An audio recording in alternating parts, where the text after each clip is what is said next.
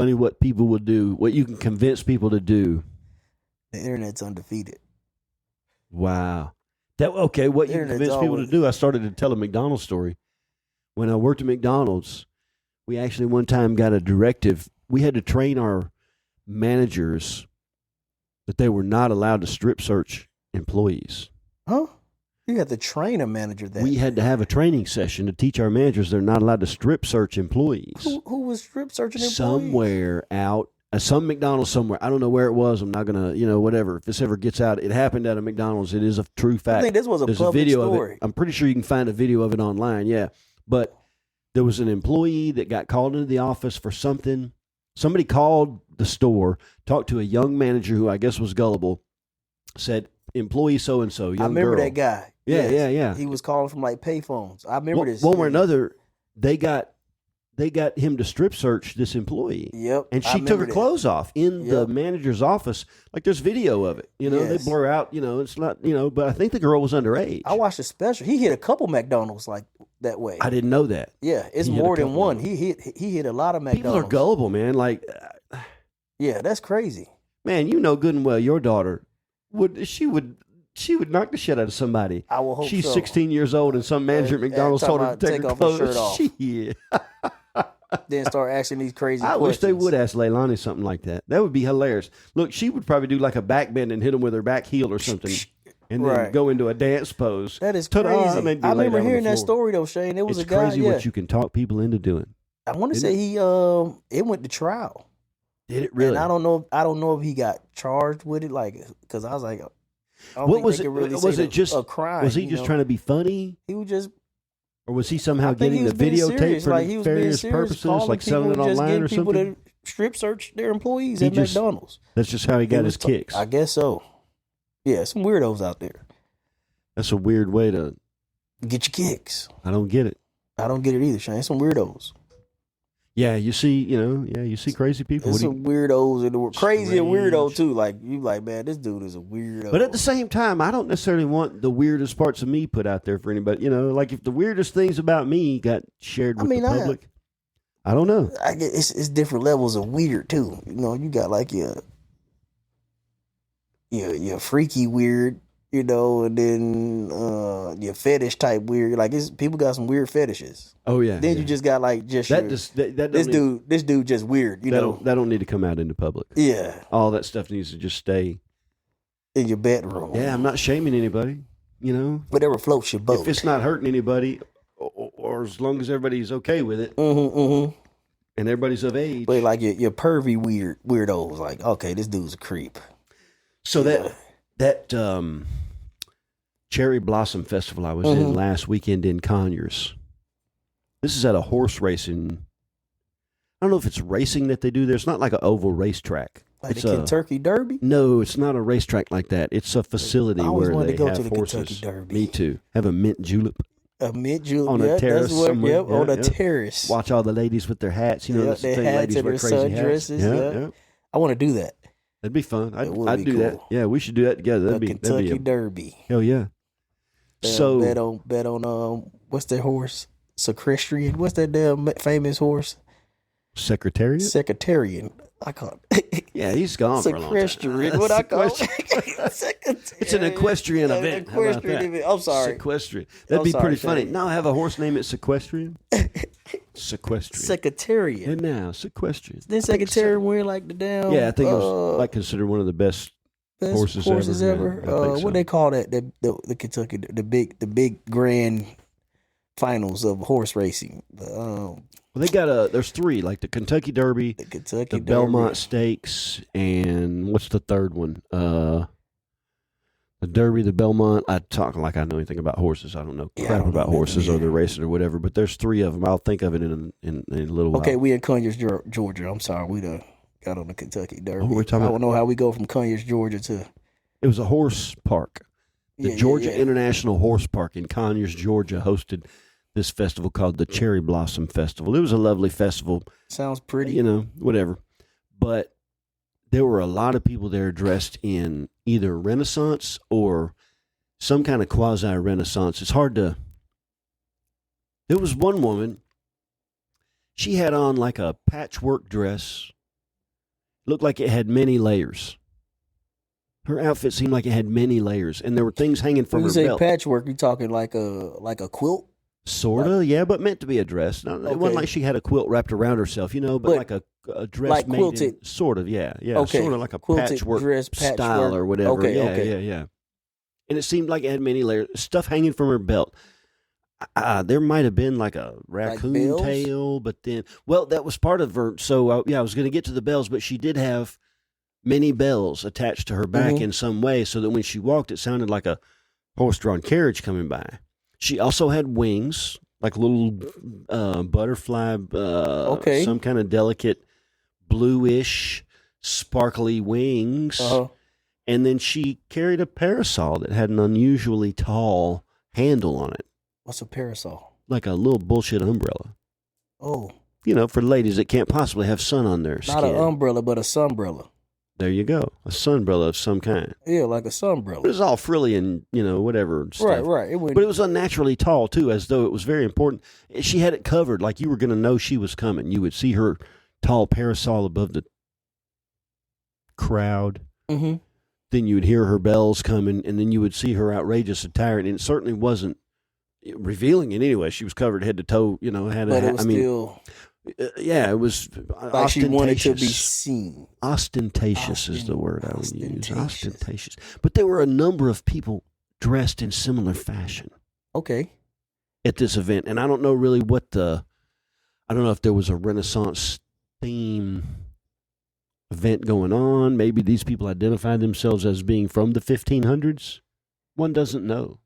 Uh-huh. But there were just a number of people, and I realize one is a number, but this was a number greater than one. It was, I probably saw at least 20 people it was a mix, you know what it was? It was a mixture of steampunk and Renaissance.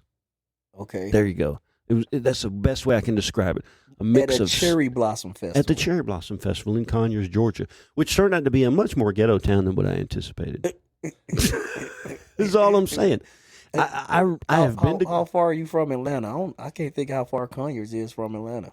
It's on 20. You just keep on going east like you're going to Augusta, and you might as well, by the way. That's all I'm saying. You might as well. If you're going that way, just keep on going to Augusta. Just keep going. Yeah.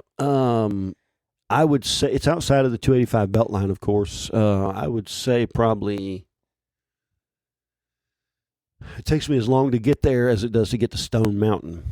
And you're going due west. So probably another 30 miles, 40 miles. Okay. Past the 285 belt loop, whatever it is called, something like that, yeah. So it was a ghetto Renaissance, cyberpunk, steampunk. The festival wasn't ghetto. The town itself seemed. The town itself was ghetto. Especially ghetto.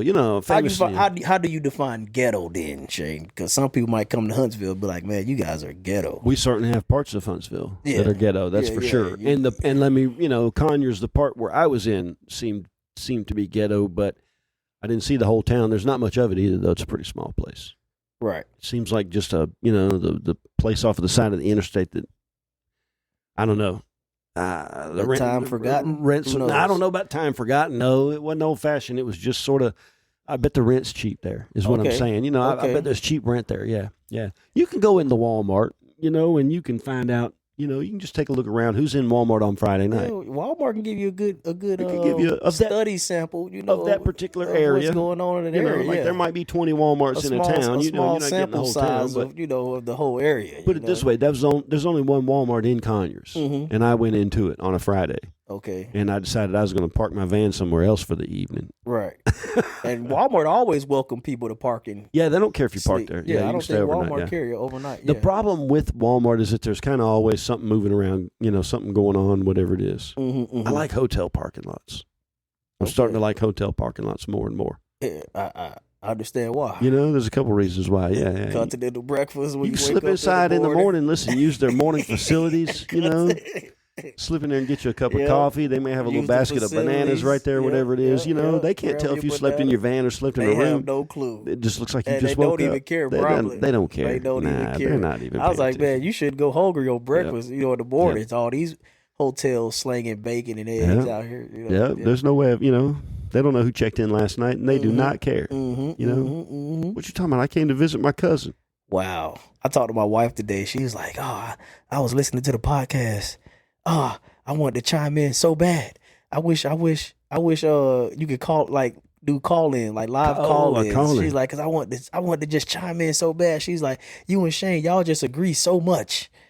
And I was like, so what you said, we need to disagree a little bit more? She's like, or at least have someone else on there to disagree. I was like, I think we have some disagreements, but we do agree on a lot of things, honey. But but certainly not everything. You can leave a comment though. She's like, yeah, that's what I might have to do. What was it? Was it just in general that we are too agreeable, she was listening to I think the last one we posted, talking about the proctologist tale or whatever we called it. I think she was listening to that one. I think it was something in there. She wanted to she was chomping at the bit to just give her opinion, voice her opinion in. So, but I was like, that's good. Folks, listen, if we getting that reaction out of people, that means we're doing our job. Leave us a comment. Leave a comment. Cynthia, didn't I see you yesterday and you didn't say nothing to me anyways? She did walk through yesterday. She was there for a hot second. She didn't stay, but she was there for a hot second. Yeah, that's a pass. You weren't there long enough to really get in my face about something. She was in a hurry. No, listen, we want to hear those comments. Yeah. Post them online for sure, guys. Listen, leave us a message. Leave a message. Leave a message, and if you leave a message, we'll do our best to talk about it. Right now, we'll talk about them all. Yeah. At some point in time, we might have to whittle them down a little bit, but at least by category. But yeah, leave us a message. I'd love to. Yeah, right now we could actually the conversation. We could actually read your comment and talk about it. You know. All right. So what are some things that we disagree on? I don't know. Oh, flat Earth. Some disagreeables. We disagree upon flat Earth, but not enough to be disagreeable about it. To be disagreeable, yeah. We both recognize in the end it kind of doesn't, it's round or flat. It ain't changing our daily lives at all. For the rest of our lives, it's not going to make it, whatever. Yeah. What else do we do? Mr. Producer, give us a controversial topic that Q and I would disagree on. Don't make us not be friends anymore, though. We already had that episode. While he's thinking of that, we could do an introduction. That's a good point. Yeah. How are we doing this? We've done it different for the last few weeks. You the man. You want me to try to drop some kind of introduction? I feel like I haven't done one in a while. I might be rusty on the introduction. You the introduction guy. All right, let me dig deep down into myself here.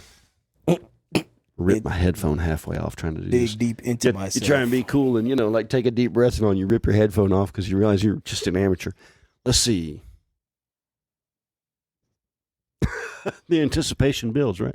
Coming to you now from that 86 Kids studio, live from Huntsville, Alabama, deep in our underground lair. I'm Shane the Brain with my co-host, Q the Messenger. Kevin the Boss Man Richards is at the controls as always, and this is Vendor Chronicles. Let's go. Yeah, good one. Our lair. Our underground lair. Underground lair. It's a lair. That is like perfect. Like Batman had a lair. His His was underground too, but in a mountain, the Bat Cave. The Bat Cave.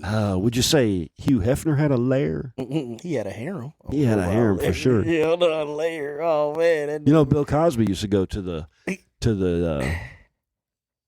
Playboy Mansion a lot. Lifestyle of the rich and famous. I might would have found myself at the Playboy Mansion. I mean, I wouldn't have turned down an invitation. Yeah, if I was rubbing elbows with that. What would Cynthia say if you sort of character got an invitation to the Playboy Mansion?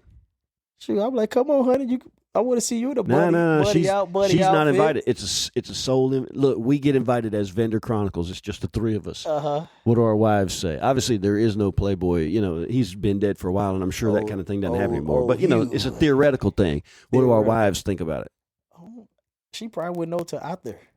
Oh, beg forgiveness rather than permission. Yeah. That would have to be a joint decision. What they say? We would have to all agree to that decision because our wives would most definitely. I just won't even tell her. I just be like, we're going to whatever area the Playboy Mansion is in. Like, was it in Cali? I don't know where the Playboy Mansion was. I started in Chicago and then I ended up in California. Somewhere. I'm like, hey, honey, we got a trip to California. Kind of just leave it at that. Leave it kind of open. That's a tough one. I don't know.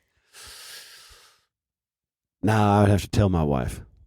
You let her know? I'd have to tell her. I'd probably let her know, too. And she would tell Cynthia. We're going to the Playboy Mansion. Did Q tell you what they're talking about doing?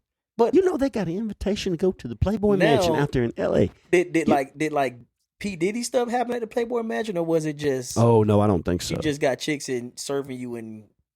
I think there was a lot of naked chicks running around. Like going to Hooters or Twin Peaks, you know. Oh no. I don't think it was P. Diddy, but it was definitely, you know, like there was a lot of people getting it on for sure. Oh yeah. Naked chicks hanging around all the time and stuff. I mean, by the store, I've never been, but I've heard plenty of stories. And I was not a subscriber. I probably was a subscriber to Playboy at one point in time. I read it for the articles. And y'all knowing me probably know that's true. I read it for the articles. Look, I looked at the pictures now. I'm not going to don't get me wrong. I did look at the pictures. But I really enjoyed the articles.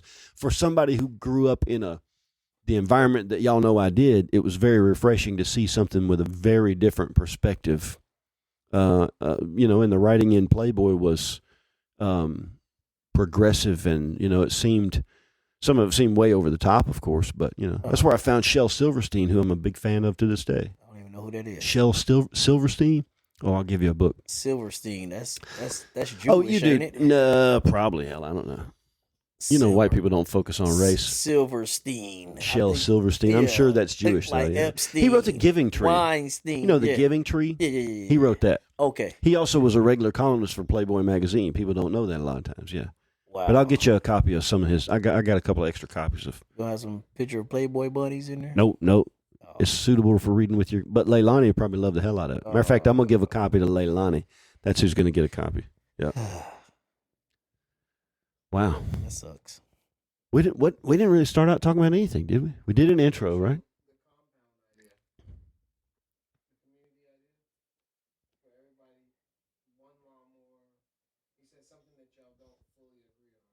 Oh, okay. I can't remember. I know Shane wanted to build a fence around his. The idea of having a compound where share and share alike, basically. Share and share alike. We all, we have one lawnmower. To your point, if we put our resources together. I got it, you got it, you got it, I got it. If I got something you need. I'm sick this week, okay, I can come maybe hit you cut your grass. How many weeks can I be sick where you still cut my grass? It depends on the type of sickness. There you go. You got stage 4 brain cancer. I might have to cut your grass till you kick the bucket. Or what if my sickness is just sitting at home watching cartoons, smoking cigarettes and watching Captain Kangaroo. We got to have a come to Jesus. And what if I won't come to Jesus? A lack of better terms. I'm a part owner. You can't kick me out. Oh, well, I guess my name's on the deed. I guess your blood just gonna be overgrown and you won't be getting none of my fruits and vegetables that I picked. I'm a pessimist at heart, I think. Mm-hmm. I'm a pessimist at heart. Those things work what's that lady? What did that lady tell you at the coffee shop? Like the glass half empty trope she told you. If you remember. Oh, I don't remember. Who was it that said it? She's not there anymore, I don't think. I think she was a mixed girl. Had like a curly afro. Was it? I haven't seen her in a while. I haven't seen her in a while. Used to work at the Janae. Is that her name? I don't remember. I think she was either. No, Janae. I can't remember. I don't remember the words of wisdom. How she worded it though. It was like, ooh. Okay, I'm sorry, but you're a pessimist at heart. Depends on how you see the glass. Yeah, when it comes to those kind of things, I don't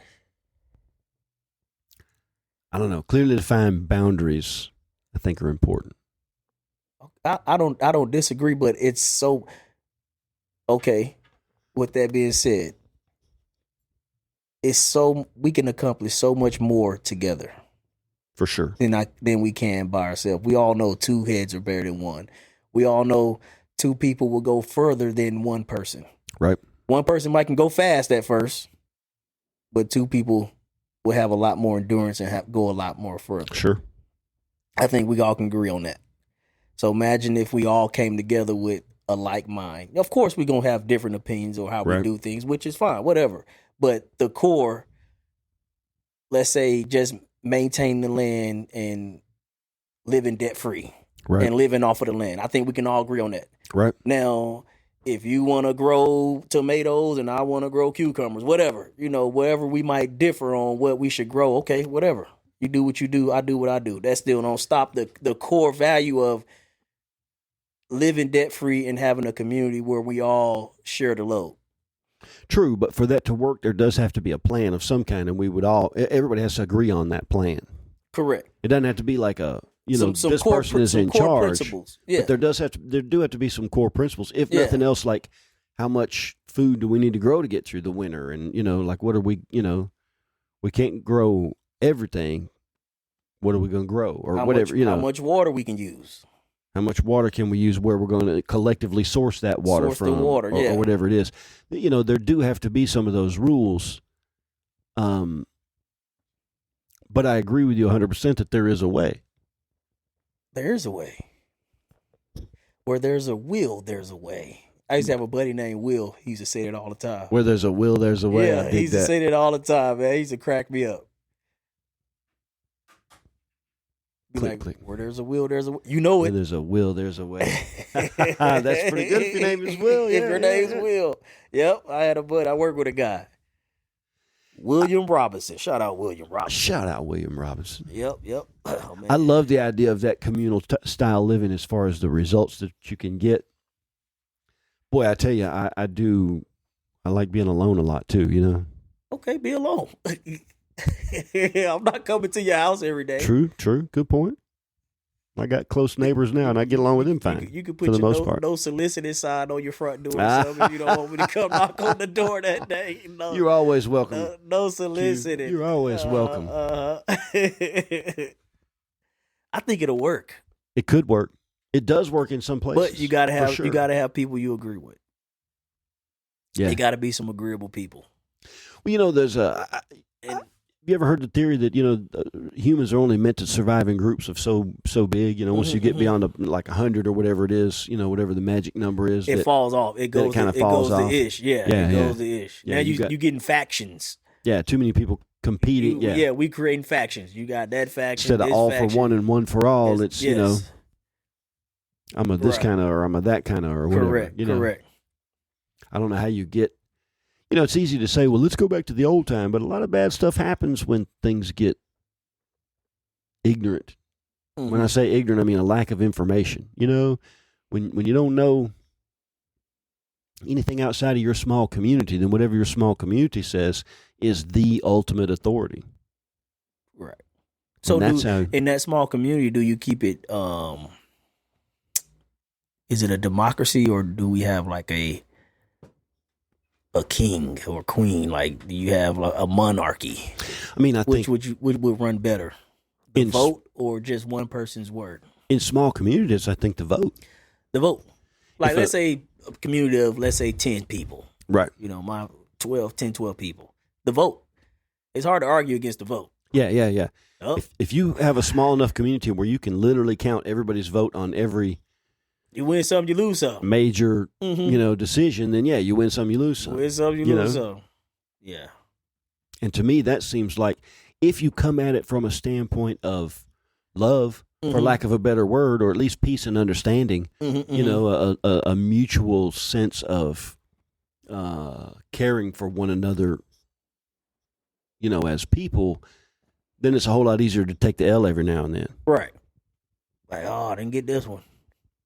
But in the end, because the overall goal, like if the person voting against you or going against what you're saying or who believes something different from you, if they truly have your shared best interests at heart, and they just see a different path in getting there, it's a whole lot easier to work with that person. Right. And I think, that's where we are in politics now. We really believe that the other side of whatever political party we, show allegiance to, we think the other person does. What do I think they want America to fail? The person that I disagree with most still probably wants America to be a great country. Correct. Whatever their Democrat or Republican, independent, whatever. I think we all can agree. Abolitionist, communist. I don't know about that dude, but I still think he, in his heart, believes to see America succeed. Yeah. We just have a different idea succeed. Of how it is that we're going to get there, and I think if we could take a step back and be like, you know what? Oh no. Let me listen to that perspective. I totally agree with you. All I'm saying is I just know it's power in numbers. It's power in coming together. Like, even if, let's easy math, I make 100,000, you make 100,000, Kevin make 100,000. That's $300,000. That's a lot of buying power. Dollars a year. If we came together, we can we can buy whatever we essentially want. That's true. With that type of money. That's true. You know, like, oh man. And at that point, you've got enough where everybody's got some discretionary funds. And everybody got some discretionary like in an allowance. I don't know how you and Cynthia do your finances, and Jessica and I have done it a million different ways, and we do it differently now than we ever have before, but we have at times given ourselves and actually called it an allowance, or just paying yourself, essentially. Or just whatever it is, this is your personal money. This is your money. You can, if you want some new shoes, you get $100 a week or whatever it is, figure it out. Or, and then big stuff has to come out of a shared budget. And that seems like if you can figure out a way to solve the money, I think everything else falls in place. Everything else falls in place. Yeah. Yeah. And if you could have like a budget meeting once a month, whatever money comes into the compound, that's part of the compound. But then, okay, we got X amount of money that comes in from whatever income for the compound. We sold a cow or whatever it is. Mm-hmm. What if you got a side hustle? Okay. Is that your money or is that community money? That's something you have to discuss. Yeah. Or do we just have a pot like, okay, we all going to agree to pay $1,000 a month to the community pot, then whatever else extra after that is your money. Yeah, if you're going to live here and be part of this community, then you're I know when I worked the dues are this much. When I worked at Tyson's, the Hispanic people, they do like, I call it micro banking almost. So let's say every time they get paid, let's say you get a group of 100 people. Every time I get paid, whoever's in your group, they put in, let's say, $100 into the pot. Okay. And it rotates. Every week you get paid. So like, okay, this will be my week to get the money.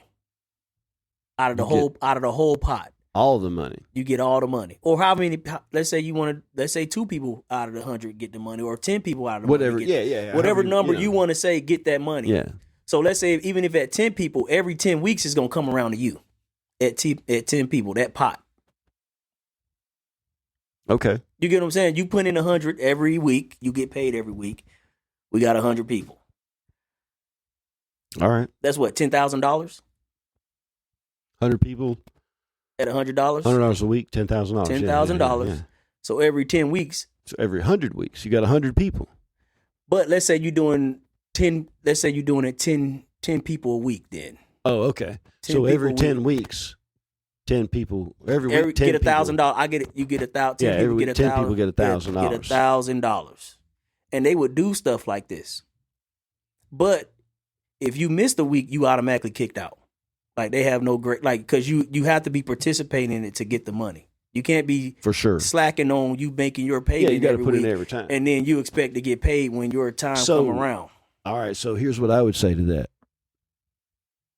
You're telling me every week I'm going to put in $100. Mm-hmm. And every 10 weeks, I'm going to get $1,000 back. You're going to get $1,000 back. Why don't I just put my $100 into a coffee can every week? Because people have a hard time saving. Okay, so you're not earning money. You're not making money. You're not making money. You're not losing money. So the point is not to. Yeah, it's not a lottery. The point is it's just not a lottery.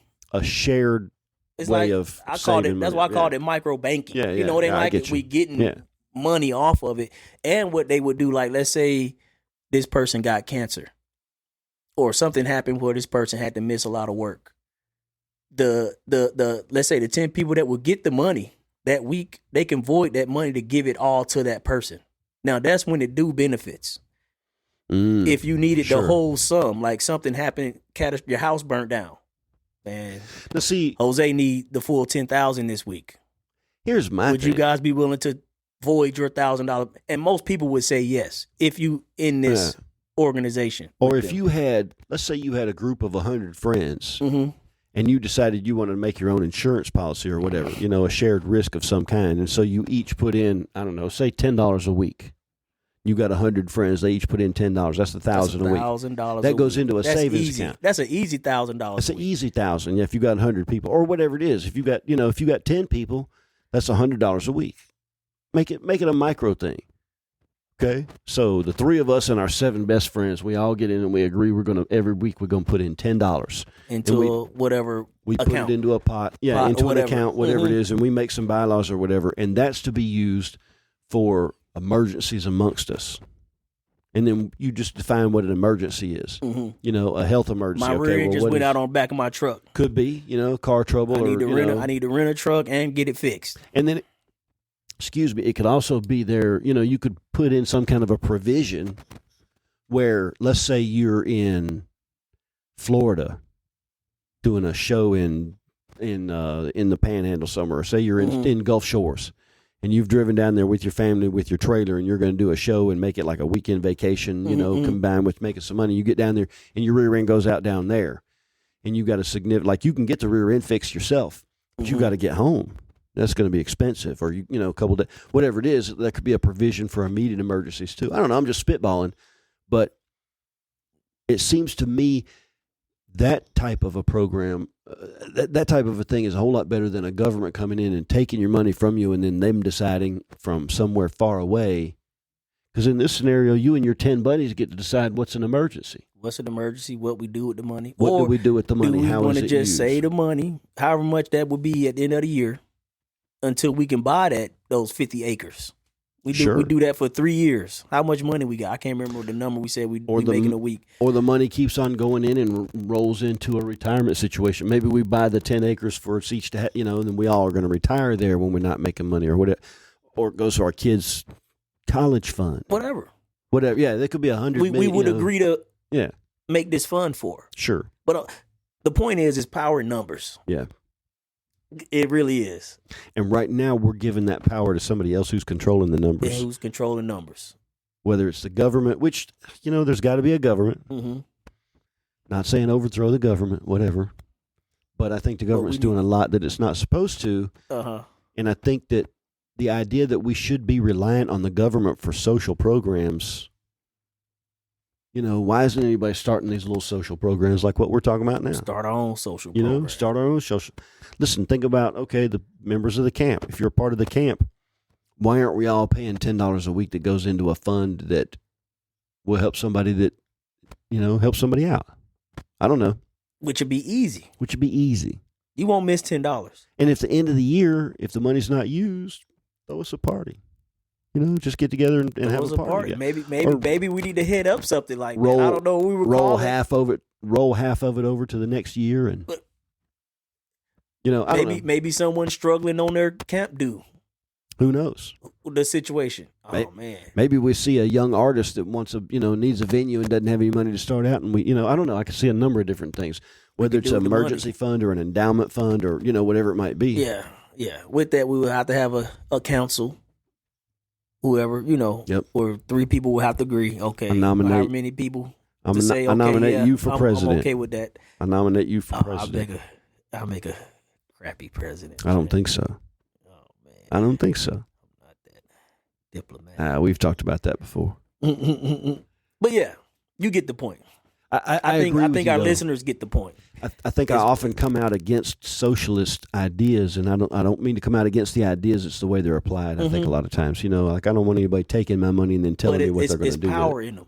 But there's power in the numbers. If you look at let's take the Hispanic community, for example, the last 20 years, the growth that they had. And I think the reason they had the significant amount of economic growth, when I say growth, is because they worked together.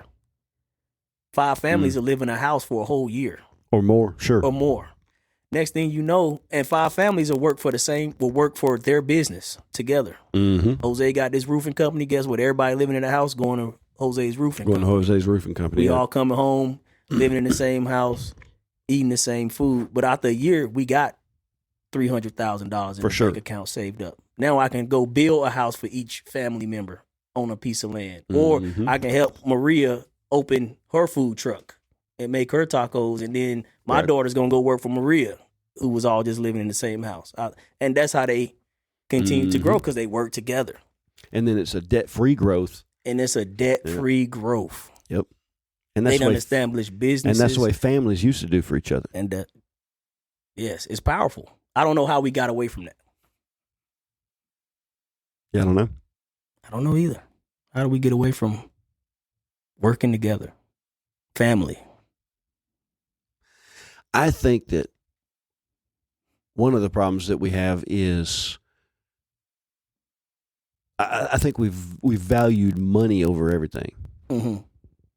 and I think we've failed to recognize the value in things that don't have a dollar sign attached to it, like motherhood. It used to be that a mom stayed home with her kids. And, at the risk of offending any feminists that we may have out there, most of the time, I think that's probably the most effective way to raise children is for a man to earn a living and the mom to be the one who's the primary caregiver when they're little, who stays home and doesn't have to have a job and they don't go to daycare. That's not always possible, and I'm certainly not looking down on anybody.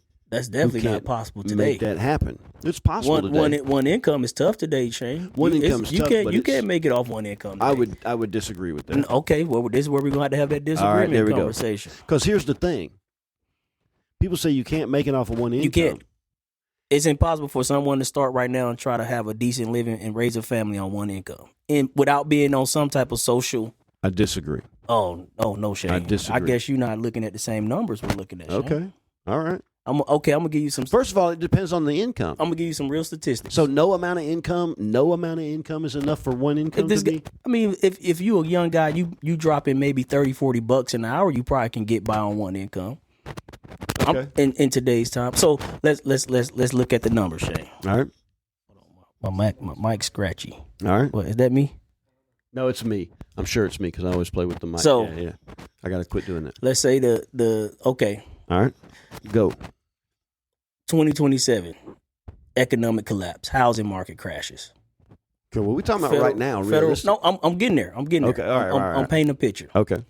All right. Federal minimum wage is like $6.50, and these are real close estimates I'm giving you. They're probably not perfect. Average cost for let's say an apartment, 1-bedroom apartment, like $500, $600 in 2027. All right, we here 2025. We kind of experienced some of the similar things we was experiencing in 2027, 2028. 2007, 2008. Wait a minute, I'm very confused. I'm really sorry. So I'm sorry. You're taking us back to 2007. Comparing what you earned. So what I'm saying is the gist of what I'm gonna say is federal minimum wage you could still get by. Back in 07. Wait a minute. I never took the position that you can raise a family on minimum wage. But I'm saying you still could have got by on minimum wage. In 2007? Yes. Because an apartment costs $500 to $600. Okay. I mean, these are the numbers. I'm just saying I don't think you could have gotten by on minimum wage in 2007. I'm comparing it to minimum wage. All right. You come to today's time, 2025. Okay. Minimum wage, federal minimum wage is still on like $7.75. Sure. It's some ridiculous number that's like, man, it's that low. Sure. But that same 1-bedroom apartment will cost you $1,600 now. It done went up almost 280%. Okay. That same 1-bedroom apartment. So minimum wage only went up, what, 15%? What does minimum wage have to do with anything? This is what I'm just saying. The cost of living, Shane. The cost of living, it's impossible for one person to earn enough money to survive. Minimum wage. Sure, on minimum wage, that's true. But I'm saying back in 07, you still could. I don't know that you could have get on by. minimum wage, but either way, if you are older than 17 years old mm-hmm. and you're making minimum wage, starve Some to people death. still out there making minimum wage. You are a drain on society. If you are trying to be a grown person and you have kids, and the best you can do is minimum wage. All you can do is minimum wage, though, Shay. Then we're talking about a person with a mental condition that we should be helping, for sure. But because you make minimum wage, if the best you can do as an adult is minimum wage, if that's the best you can do, starve to death. I see a bunch of 60-year-olds working at McDonald's. Okay, they ain't making minimum wage. Do you know how much McDonald's pays right $13 now? $13. My son worked at McDonald's. Yeah, he paid like $13. You still can't get by on $13. How much of a loser do you have to be that you can't make more than $7.25 an hour? You are a loser. If you're listening to this podcast, I think you're missing the point. I think you're missing my point, Shay. What I'm saying is you could have made it off of minimum wage at you could have got by on minimum wage. Your one income on minimum wage could at least got you by. And I'm saying what I'm saying now is even $20 an hour would barely cut it, Shane, to get by, So because go make $20 an hour. cost of living and not So just, go and, educate and, yourself and make $20 and I'm not an hour. and when I say cost of living, it's more than just housing that goes into it, but housing is a big Sure. portion of what You know eats what up it people's is? income. You know what it is? Food is expensive, Shane. Food is very expensive. Food is very expensive. Food is very expensive. Fuel costs it. Everything So is is the up $2,000 across the board. So is the $2,000 cell phone in your pocket. That's expensive, and you ain't got to have it. Mm-hmm. So is the $180 cable bill or internet bill, whichever or combination of the two that you got that you don't have to have. Mm-hmm. So is the second car payment that you got in your driveway. So is the whatever bill it is, the payday loan, whatever. See, it is. that's that choices. Gen X mentality, Shane. That's exactly That's what the it is. mentality says that you got to make good choices to survive in life, and if you don't make good choices, then that's on you. Hard work doesn't cut it anymore, Shane. I disagree. Good choices and hard work But does not cut but it. you got 3 people in this room that are cutting it with hard work and good choices. Ain't nobody giving me nothing. I don't know about you, but ain't nobody giving shit. Ain't nobody gave me nothing. There you I would go. love to have some food stamps. Hard work and good choices, right? What got you where you who, are? Who got food stamps out there? I'll buy them from you. Listen, man, at that half price. At half price, They yeah. won't let You me give me use it, man. $100, I'll give you 50. If you white, you got to show ID for food stamps, though. If you just for white people? For white people, yeah. No, yeah. I'm shit. telling you, man, that's one of the disadvantages. Yeah, that's my privilege right there. That's that white privilege coming to kick you in the rear end. Listen, I'm just saying that I don't believe in that fatalist. Hard work doesn't everybody cut it says no it. more, Shane. Everybody says that, but then Shane, there's a million people I out can there go- on I hard can- work I that are can- cutting it. I can go out there and work, and the people that's working 60 hours, 70, 80 hours a week are still Okay. barely making it. Okay. Shane. Isn't that the way it's always been? Go talk to your grandfather. Because it's always been that way. Don't Go mean talk it should to your always. grandfa- It should be that way. Okay, that's Or it true, should- but don't act like something is that's what I'm different saying. now than it That's always been. That's It's that always old, been That's tough. that old man's mentality, No, Shane. it's always been tough. But why? It's always been a struggle. Why? I mean, Why? So why? are you talking about? But Are here's you the talking thing. about economically, or are you talking about Here's the ethereal? thing. It always been the struggle, but the struggle ain't got easier. The struggle has got So, even. do you want an the- ethereal the- answer or the- a financial Let's answer? say the goalpost has moved even further. It's always going to move, and The goalpost is getting further and further and further and further away. always. So, do you It want? ain't like the goalpost is still when Do you we want started the out. ethereal answer to your question, or do Go you ahead. want the economic answer to your question? Let's go. I'll give Let's you go either both. one. Let's go both. Ethereal. Ethereal, first of all, okay. I haven't looked at it in a while. There's a study about mice, Okay. and I want to say this guy did this study like 30 something times, and the most famous one is maybe called Calhoun 25 or something like that. That was the 25th time. That's why. Yeah. That particular time was like the Okay. most indicative of results or whatever. But he took mice and he put them in a mice-topia. He Ooh. built like the very best situation for mice to live in. Okay. Good living quarters. Mice-topia. They had unlimited food and water, and enough food and water and space to support unlimited growth. Okay. And every time he ran this experiment, the mice didn't have to work for anything. They didn't have to compete for mates. All they had to do was reproduce and eat and be happy. Every time that he did it, the mice society broke down. The males became less and less masculine, and they became less fertile, first of all. And second of all, they became less socially able to attract and mate with another mouse. And the society collapsed every single time. Now, these are mice, not human beings. So, Mhm, mhm. who knows what kind of parallels that can be made. But the ethereal end of that question is that without struggle, without something to work for, we fall apart as people. What was it in the movie with Tom Hanks? The baseball movie? I don't disagree with that, Shane. We have to have struggle as a race. But There's something the about struggle us. is impossible, is what I'm saying. The struggle is almost impossible now. I love that word almost. Almost impossible. Imagine what our ancestors 2,000, 3,000, 10,000, 100,000 years ago thought about the odds of their struggle. It may be almost impossible, but in the span of human history, it's never been as possible as it is now. Now, what's that possibility rating? That could be true too. Think about this. In the end, what's the measure of success? Is it survival? Because if it's survival, we all survive. Hey, They're not dead on the street. What's the first rule of nature? Survival of the fittest. Survival of the fittest, but self-preservation. Self-preservation. There you go. That's the first law of nature. Which goes along. But look around. Self-preservation. There's 100,000 people that live in this surrounding area, and there's nobody dead laying in the streets, right? Nah, even God's not laying in the street. If this even God's not, we met God tonight. We did meet God tonight. I'm sorry to get off track. We got it on video too. We met God got tonight. The whole thing on video. That was amazing. I almost forgot. That was amazing. But I guess my point is that it's easy to look around and say it's impossible to this or it's impossible to that, but we're all making it possible somehow. We are. People still getting by, whether it's barely check to check, whatever. But what I'm saying is, I think we can agree that the goalpost has moved, Shane. Sure. That home you live in, let's say when you bought it was $150,000. What do you think that home worth now? More than that. It's doubled in value, basically. Exactly. It's doubled in value. Exactly. So now, I'm not even earning the same. My dollar doesn't even have the same amount of buying power your dollar had when you bought that home, and the home has doubled in price. Is the point I'm trying to make? That may be true. That is exactly true. Here's another way to look Inflation at it. has ate up the dollar. Here's another way to look at it. Okay. That house is worth exactly the same as it was worth when I bought it. No more, no less. For you? The dollar, nope, for anybody. No. The number that you put on it, the dollar amount that you put on it. Your kid can't go out and buy that home making the same amount of money you made when you bought that home. Of course not. But he would my kid makes a lot more money than I made when I was his age. And it goes not as about far. The same.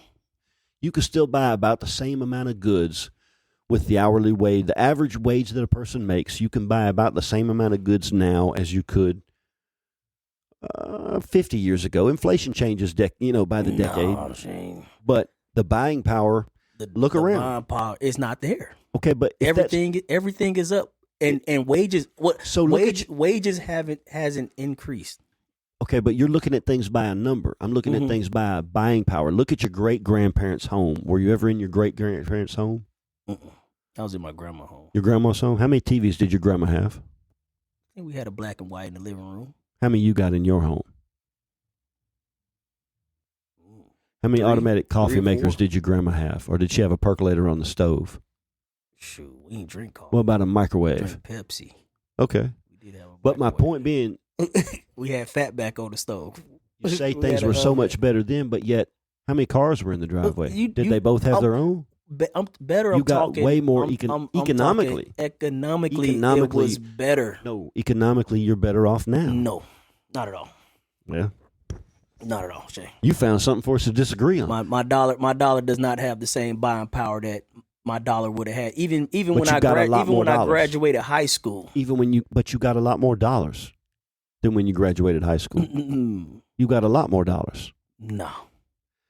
Come on. I'm broke, Shay. You have wealth. I don't have no wealth, Shay. You have wealth.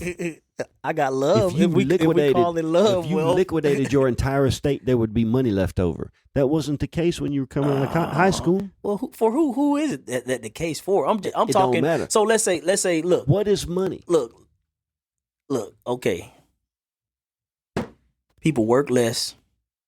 People took more vacations. People had more at the end of the month. Years ago. Which people are these? I'm talking 70s. I'm talking boomers, Gen Xers. Your people must have had it good because my people worked like a motherfucker. My grandfather used to have contests with his coworkers who would go the longest without taking a day off. I'm talking about 7 days a week, 365 a year, Christmas, everything. No, they working themselves death. That's what people doing now for years. But does that make that right though? Is that right? I'm not commenting on whether it's right or wrong. Should that be I'm commenting that it's the same as it's always been. It's no worse now than it ever has been. Now that is the standard. People working every day. That was the standard every week. That's what my grandfather barely did. survived the gig economy. If you got a full-time job, you're doing Uber. You got a full-time job, you're doing DoorDash. I bet your grandparents did the same thing. It just wasn't DoorDash back then. We did it for free. Maybe, well, that was your great-great-great-grandparents. God damn, man. At least y'all got paid for it, Shane. God damn. That's messed up. You got to go way past. At least you got paid for it. Look, we had to. I don't think it's any different now than it ever has been. I mean, take out the horrors of slavery, of course. Now, now look, I'm messing with you. No, you blow every heart. It's like, God, come on, man. I was talking about modern times. My bad. All right. It's tough. I don't know. It is tough, but I think it's always been tough, and I think it needs to be tough. It needs to be tough.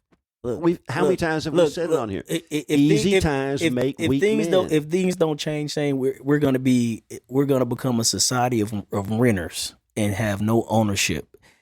And when that happens, especially for men, when men have no ownership in nothing, we basically isolate ourselves from society. Okay, I'm not going to work today because it's pointless in me going to work today. Because I'm going to go to work and I'm still going to be broke. Which is by the I'm going to go to work and I don't even own nothing. I don't even own anything. I don't even own this shit. So who cares about going to work for it? And I would never, the goalpost has moved so far, I couldn't work hard enough to own it. So now I have no stake in my country. Because I've been devalued so much, and the value of my labor is so worthless. That's just my opinion.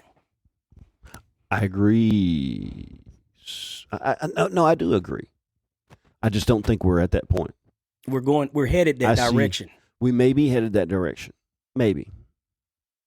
But I don't want to be that old guy on the couch of doom and gloom. Oh, sure, kids these days. You the pessimist. I'm the optimist out of the relationship, Shay. I don't know how. And yet I'm the one that says that it's not any harder now than it ever But I has see been. the writing on the wall. And you're the one that says it's almost impossible. So we flip roles on this one. Yeah. We flipped the script. We did flip the script. We flipped the script. I don't know. I think it's always been hard. Oh. And I think if you go back to our caveman ancestors, I mean, they had it really hard. Yeah. And I guess, did they own the cave or wherever, I guess maybe. If you go back to Native American times, did they own the plains and the buffalo that they either did or did not slaughter in droves? They didn't. They didn't feel like they owned them, I don't think. No. I think they felt like that they were, caretakers, transient caretakers, as it were, and they seemed like they found purpose.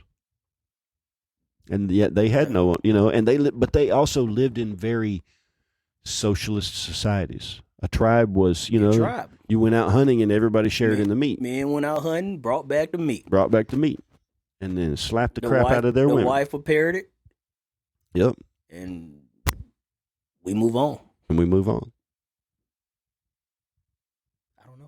I don't know the answer, Shane, but I know I see the writing on the wall, and I understand that if things doesn't change, people are gonna just check out. And I think we already see it. I do think there's a lot of people already checking out. Already just starting to check out, especially the men. When the men start to check out, that's when you really start to have a problem. What do you think's the root cause of that? I don't think the despair of hopelessness is what it is, because men have always, and women, mankind has always stood up to the challenge.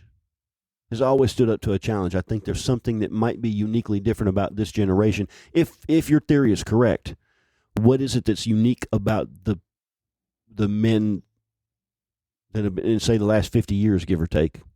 What is different about those men than has been for generations? Because no matter how hard it is, even during slavery, you still had strong people who kept their minds and hope and somehow managed to find a way to sing, was it the caged bird? So if we are headed towards that decline, what's the change now? I mentioned no ownership in nothing. How it just... That's been the case, though. That's not different. It's different in the last, say, 150 years. It's definitely growing even more. The gap, the... Maybe the decline in ownership. The decline in ownership. Yeah, I got you. The decline in what's the word? How can I word it? Oh man, like okay. Just a man's value. You know what I'm saying?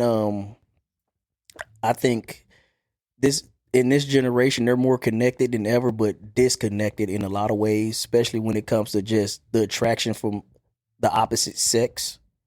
It's a lot of guys out there that's 30 that's probably still virgins. I don't know what the statistical number on that, but I bet it's high. A lot more than what a lot more. Those numbers are rising. From our generation. Those numbers are rising, that's for sure. So you can't even get a female, and that's what drives a lot of men right there, just the opposite sex. How much do you think porn has to do with that? That could be a big. Now it's like I don't even got to go get a female. Right. I could just sit at home and take care of myself. Right. What's the purpose? Yeah. Even if before I got there though, I done been, let's say, denied so many times that I gave up. Why are men being denied at a greater rate now than? Because of social media. Because women see other attractive men and they go for those other. It's called hypergamy. Hypergamy. The most attractive men will always win out. The 6 foot, 6-pack, 6-figure guy is gonna beat the 5'6", 2-figure dad bod guy. That's true. And I just described myself. Are you 5'6"? 5'6", 5'7", somewhere in there. But what I'm saying is, hypergamy is so great these days. So they had this situation in Houston, Texas, not long ago, last year actually, and they were seeing a lot of cases of syphilis in women in this study. And so they like, why are so many women coming in with syphilis and not as many men coming in with syphilis? Okay. So what they found out is most women are all sleeping with the same guys, or all the guys that's getting action are all sleeping with the same women, or sleeping with all the women. Right. That's why few guys sleeping with many more women. Few guys sleeping with many more women because of hypergamy. They not choosing the 5'6" dad bod guy who makes 2 figures. Sure. They're going after the 6 foot guy who played basketball and got 6-pack and makes a lot of money. And why wouldn't you? And it's hard to argue. It's hard to be bad with them. One could even say it's evolution. But what I'm saying is that with that hypergamy, it's a lot of guys that's been sidelined when it comes to just the opposite sex. A lot of them, not just maybe a guy here and guy, but I bet if we looked at the numbers, I bet we'll be very disturbed at how many guys that's probably 30 that's virgins. You know what? I'm gonna come down with a. This is more. I don't know if that answered your question, Shane. That would be my answer to your whatever you asked me. I can't even remember a specific question. Why are men feeling more disenfranchised? I think disenfranchised, basically. Yeah. Why we? You know what I think the problem is? It's the decline in the consumption of alcohol. Kids don't get drunk anymore. You don't go. They don't go out to a bar, have a few pops, end up sleeping with somebody who's got a little bit of a bigger nose or whatever it might be. You know what I'm saying? They don't get out and let go of their inhibitions. They sit up inside taking their damn Adderalls. You know what? They use the wrong drugs is what it is. Prescription drugs. Come on, guys. Get off of antidepressants. Anxiety. And my depression. People say my depression as though it's like a my depression. You got to take ownership it's like of your it's depression. Their best buddy. I don't know. Look, I'm not a doctor. Don't take advice from me. All I'm saying is that you need to get out there and have a few drinks. So when you're young. So that's your response to it. No, but I think social mingling, and I think probably it's the same exact thing that you think. You know, you don't have to go out and have some drinks. I'm not a drinker myself anymore. I very rarely have a drink, and I think there's other ways to do that. But some sort of something that's going to give you some social lubricant. Exercises are great. You know, if you're struggling together, whether it's yoga or biking or whatever it is, you know, you're going to be. You got a reason to talk to one another. Right. You know, you're all involved in the same struggle for whatever activity is, and I think physical activity is good for that. But the other thing is the rise, to your point, of social media and online ways of communicating. It makes that one ideal. You know, you see, Mr. 6 foot, 6-pack, 6-figure online. What you see is his online persona. Mm-hmm. You know. And you don't see we've talked a lot about that with the women online. You know, you see their very best makeup and their very best hair and their very best push-up bra and their highest heels with the just exactly right pose, turned with their ass facing the camera, and somehow how in the world does a woman face her ass and her titties at the camera at the same time? They are magicians at that, right? But that's no different than the man posing in front of the red Rari Red Rari. Pretending he's got Riz. You know what I'm saying? It'd be like me sitting in front of a Porsche. You can, you see somebody's online persona, and then you think not only, wow, look how great this person is, but maybe I could get with that person. Mm-hmm. And that's not even a real person. That's not even a real person. That's the avatar. That's the digital presence that a person wants you to think that see. He or she is. And I think there's been a lot of criticism about the thoughts online, although as we have both found as we've tried to dip our toes into the Instagram world and realize that's a weird, you talk about a weird place being Instagram. Instagram is a weird the spot, algorithm man. and all that. You hit cancel on something, and next thing you know, you're like, follow. I didn't cancel. Cancel. Yeah. Mm-hmm. But none of that's real. Or is it? I don't know, Shane.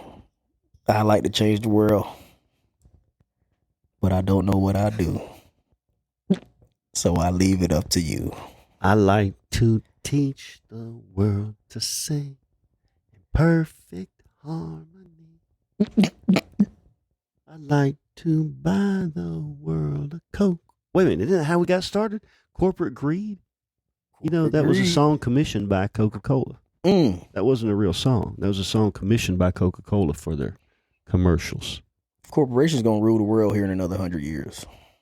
What you mean? They already rule the world, but it ain't gonna be. They won't mask it behind lobbyists and. You think government. It'll be overt? Yeah, it's gonna be very overt. They gonna own everything. I wonder which is worse. The devil we know or the devil it could be? Or the devil's gonna be. I got to be honest with you. If corporations take over and they rule instead of government, at least you know what the motive is. It's money. Profit. Profit. The government now tries to pretend like it's altruistic, but it's about money too. It's just, it's just a bend around. It is. So it's definitely about money. Here's the thing. When you go to negotiate to buy someone, I bought my van from the guy in the trailer park. Y'all remember the story. That's been a great van, by the way. If anybody out there is listening, still going strong. But I went into that knowing he wanted me to pay the most possible. Mm-hmm. He went into it knowing I wanted to give him the least amount possible. We both understood our roles. We both knew what was happening. Assignment. Y'all we understood the assignment. I'm trying to get him for as much as I can. I'm trying to get him off of as much as I can. Yep. And we can have an honest negotiation. Mm-hmm. It wasn't a hard bargain. We were just dancing through it. But sometimes it is a hard bargain. You do got to do the dance too, though. You got to do the dance. Yeah, that's what it's. That's part of it. You got to do the dance. That's That's the full experience. Yeah, and if you're not willing to do the dance, then you're not to be trusted. Mm-hmm. Has this person done this before, as it were? Right. Where are we at?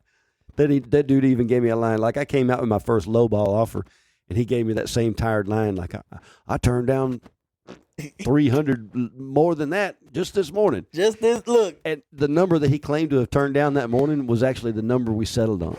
Can you even call that a lie? Like, what do you call it? Like, he lied, but it's not a lie. It's not a lie. That's not a lie. You can't even consider it a lie. That's like when you meet somebody that you know, but you don't really know them, and they're like, "Hey, how you doing?" "I'm good." You ain't got to tell them about your irritable bowel movement or your toe fungus or whatever it is that you got going on. "I'm doing good." You didn't lie. It's just a matter of, it's a relative answer there. That is a good correlation there, Shane. Yeah, you're right. And maybe the guy did turn that same down that morning. Maybe he was kicking himself for it. I don't know. Who knows? I kind of don't think so. But it's interesting when you think about how often we do lie. How often we're expected to lie. That might be a better word. Because when I say, "Hey, how you doing?" to somebody that I know casually, I don't want to know about your foot fungus or your irritable bowel syndrome. Correct. I want to hear you fine and keep it moving. We're good to go. Or if there's something major, "Oh, man, listen, I've been in and out of the hospital, and they say I may not make it." Okay, well, that's what I needed to hear about. But I don't need to hear about your fight with your neighbor. I don't need to know about all that. Right. It's a way of, so much of social lubrication is a lie, Whether it's, no, those jeans don't make you look fat. Mm-hmm. "No, I like that color on that truck. That pinstriping is great." Yeah, purple is your color, bro. Or whatever it is. How long we been talking, Shane? I don't know. 65 minutes. Golly. So much for trying to cut these episodes short. I said it was. I said 1,000 times. It's a weird vibe in the studio now. Q sitting in a different spot. If I said it was, I said 1,000. This is my disagreement spot. When I sit here, that means I'm coming in to Oh, argue. okay. All right. I'm coming in to disagree. It's a different Q. I'm a guest today. I'm not Q the messenger. Instead of Q the messenger. I got to come up with an alter ego where when I sit here, What could it I'm be? not even Q no more. I don't even know. Q the curmudgeon. Q the curmudgeon. Q the curmudgeon. You're not old enough yet to be a curmudgeon. I don't think so. No, you got no gray in your beard or anything. I got a do few you? strings. Do you? A few stragglers. Okay. All right. As it were. A few few little stragglers yeah, here a few and little there. stragglers. Yeah, I'm still blacked out over here though. Mm. Well, I guess we better wrap this up. I'm murdered out. Ain't that what they call a car when it's blacked out, like completely, like black wheels, I don't know, but I black love that car, black especially interior, especially if it's flat black. murdered out. I like that look. I'm murdered out. I We was- did meet. We mentioned we did meet God to get there, y'all. We did meet God. We met God, Claimed to be, anyways. and when we first started talking, I was like, okay, this might be, what's the word I'm looking for? Not eligible. Legitimate? Intelligent. No, it wasn't. I was thinking that though. Yeah. Then I was like, oh man, It this is gonna degenerated be quickly. a doozy. He came out strong, but he kind of Oh, it tapered off quick. tapered off. Yeah. Yeah, like within the first 30 seconds. I was like, But oh. it wasn't too hard to get the allotted 10 minutes. Listen, man, did you notice the skaters? Yeah, I was like, where the hell they come from? So, as we're sitting there, we literally interviewed a homeless guy who claimed himself God. I'm letting you guys in the audience we know did. that's Yeah. what we're really talking about now. We've got Yeah. it on video. It'll be somewhere soon. We interviewed a homeless But guy. while that we're claimed doing to be this, God. there's a group of skaters, probably 5 or 6 strong, young Oh, they were deep. Yeah. young boys, I was and like, they were shit. come flying through there or whatever, and Back and forth. yeah, back and forth. And at I was one like, point, dude, just come. Like when he came through the first time, I was like, okay, whatever. yeah. Then they came back. Then he came back through again, but see what you didn't notice because you were busy with God. there. But when he came back the second time, he was giving me the stink eye. For what? I mean, I guess to be a young kid posting up on an old guy on a sidewalk, Mm-hmm. whatever it is. But as he came down that way from the coffee shop that second time, he made eye contact with me as I'm filming, holding the camera, filming you guys talking. It's very obvious that we're doing something here. Right. And he makes eye contact with me, and he says something like, excuse me, bro, or something like that, like I'm going to move for him. And he's got room to go around. And I didn't move for him, and he brushed against me Oh. when he came by. Uh-huh. And I didn't move. And I didn't catch that because I was still talking it to knocked him off his to skateboard. God. You You didn't- knocked him off too. I didn't move. And it into knocked him off. But he tried to brush against me, and when I had already braced myself he thought he was going to jostle me. And when I had already braced and wasn't going to move, and it knocked him off balance. And he didn't fall on the ground, but he fell off. He fell off of his skateboard. Okay, yeah. came off the board. And then he gives me the stink eye as he's walking, as he gets his back. So then That's when he was headed back this way. headed back that way. Yeah. So I'm thinking this is all done. And then remember when I handed you the phone, said, I need you to record this, and I went and got that chair because him and his boys had pulled up just down the block, and they were speaking, looking in our direction, and pointing in our direction. Okay. Whether or not that had to do with us, I don't know, but they were looking and pointing in our direction while they were talking in the huddle right there. And there were 5 of them, and they each had skateboards. Okay. You ever hit somebody with a skateboard? Man, you might as well get hit with a bat. Shit. 100%. I mean, if not worse. If not worse. Yeah. So that was why I got the chair, because I'm going to have at Okay. least something in my hand. I'm not fixing to shoot these kids on the I sidewalk. don't know about shooting. You know what I'm saying? That's not going to happen. Maybe you pull But- it just to prevent it. If I pull it, I'm firing. I'm not. No. If I pull it, somebody's going down. Give it to me, Shane. Hand me the bitch. There you go. I'll Ain't lift this up my what, shirt, ain't let this you do what, that. Yeah. What's my Yeah. boy 'Cause Denzel what if- Washington said? Hand me the bitch. What if one and of them's trade got? today. What if one of them's got a piece? The way they were dressed, they could have easily been carrying. And the fact of the But matter is, they acted like we intruded on them. Yeah, yeah. We were We were on here. the public We were sidewalk and already they're here. already- yeah. You came Yeah. and approached us. but I think they saw me get that chair and realized, okay, that was a pretty heavy chair, and I could either I could swing that as hard as a skateboard, and I can keep you from hitting me with your skateboard with that chair.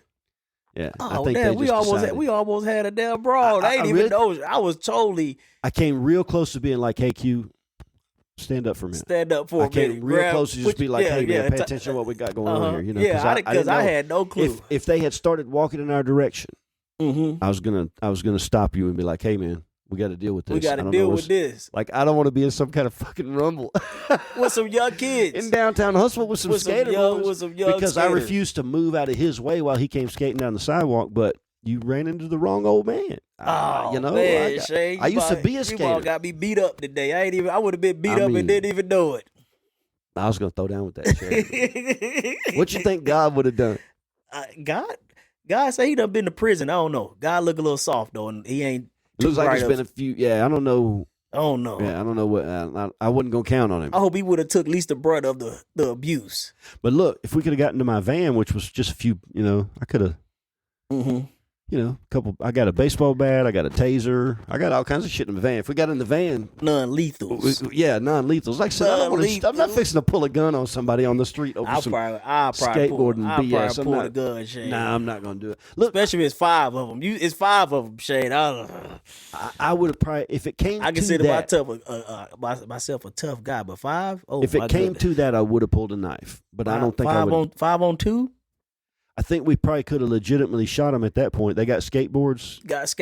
502? Oh, my goodness. Yeah, we need to let somebody. One of us needs to get hit first. I don't like them by Shay.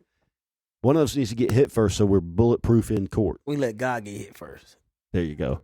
They hit the homeless guy. They hit the homeless guy. Yeah, that's a hate Your crime. Honor, I couldn't help it. I shot 3 of them before I even knew what happened. The gun just went off, Your Honor. They hit the homeless. And he said he was God. They hit God. I got to protect God. I see why he coming back. That was a strange interview. I didn't expect it to go that way. That whole night was the whole night was just weird. Yeah. Mm-hmm. It was an odd night. It was an odd night. Well, listen, man, I don't know if it's based on what we've seen tonight or just a totality of life's experience, but I really do need some words of wisdom. Totality. I feel lacking in the wisdom category. Oh, yeah? What you got for us, Q? Oh, man, I don't know. Let me, I'm gonna read something today, Shane. All right. How you feel about that? Every time you have so far, I've liked it. And I think I'm gonna keep it kind of in reference to our conversation tonight with what I read. All right. So, I'm gonna say 1 can go fast, but 2 can go far. Speed is great when you're alone, but sustainability, support, and success multiply with partnership, whether it's business, life, or purpose. Alignment beats hustle. When the right person or team by your side, you can gain perspective, accountability, and endurance. It's not just about how fast you move. It's about how far you're willing to grow together. Fast fade, far last. Choose wisely. That's all I got, Shane. I'm going to say enough said. This is Vendor Chronicles. Vendor Chronicles. Peace. Peace.